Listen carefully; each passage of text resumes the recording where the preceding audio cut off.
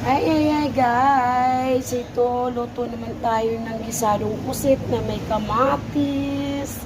Ayan. Ayan na. Sinuti ko na yan sa,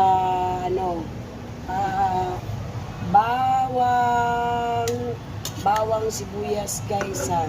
Pero ito, pinakain ko yan siya ng kamatis sa loob. Ang sibuyas, para maganda siya tingnan, no? Busog na busog. Diba?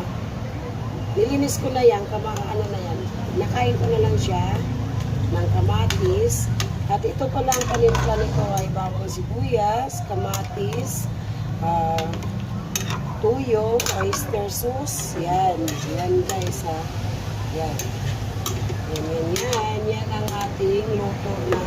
Simple lang itong luto na to. Hindi naman talaga to, pang-sosyal, pang-masang luto.